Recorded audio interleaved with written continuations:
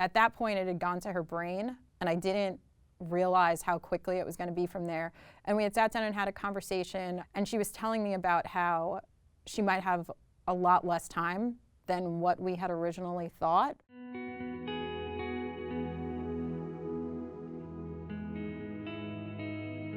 And the first thing I said was, well, will you be there when I graduate college? That was 6 years from the time in which we were talking. And I remember she was like, no, that's not, like, and I could see that I wasn't getting it. What was weird is when he was sick, I tried not to see him much because I was like, you're fine. And it wasn't until like the very end that, I was like, oh my goodness, like that was my period of denial. But I didn't want to say the truth out loud.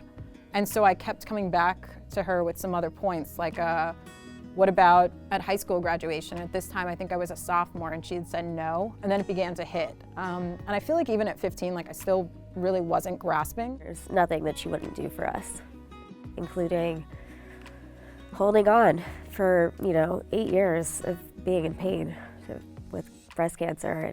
Metastasized to other parts of her body and weird things happened, but she just held on because she didn't want to leave us. She had breast cancer, and it kind of came up pretty sudden for us. And then just over the years, it got better, it got worse, it got better, it got worse, and then eventually just a few months of that just getting terrible. I remember I had said to her, what about my birthday, which was in October, and we were in June talking, and she said that she wasn't sure. And what had happened was she wound up passing away 2 weeks before my 16th birthday. 8 years is a long time to not know if someone's going to be alive when you're going to get home from school. I kind of ignored all the signs.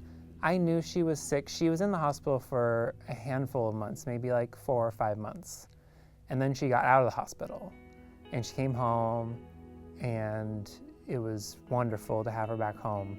And then something just happened, and she went right back into the hospital for then about a month after that. And at the end of that month, she did pass away. The night before he passed, he was at the hospital, and he sat down and gave me some words of wisdom about life, almost like he knew, and almost like I knew. And we didn't say much, and I went home.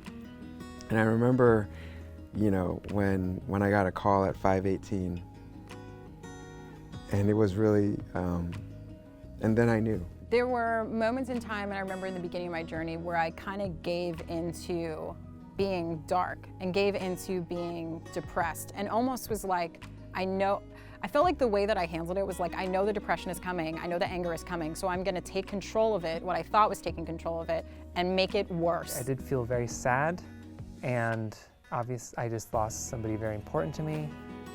And it kind of manifested itself into this selfish nature where the little kid in me was like, why me? Why did my mom have to die? It didn't make any sense. I often wish I could just ask my mom for advice on regular everyday things, relationships, emotions. I wish my mom could meet my dog. Yeah, just life. I wish I could ask my mom about life. When we lost my dad, recognizing that my sisters and my mom, we all grieve at a different pace.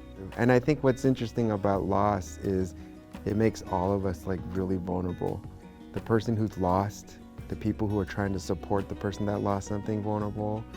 And I think if we don't come at it with a lot of grace for each other, like relationships could go bad. I wish that I had spoken up sooner. Just said something to literally anyone. I can't count the countless hours in which I spent alone because I chose to do so, and I didn't have to. Now, I'll have casual conversations and I'll be like, oh my gosh, my mom and I used to do that all the time, and it will be so second nature because I'm healing and because I like talking about her and because I like sharing. I do talk to my mom still very openly. We have an open dialogue. Every night before bed, kind of therapeutically, I go through my day, because when she was alive, all she wanted to hear about was my day. And so it's kind of a way for me to reflect on my life, as well as still kind of have that connection that we had when she was alive.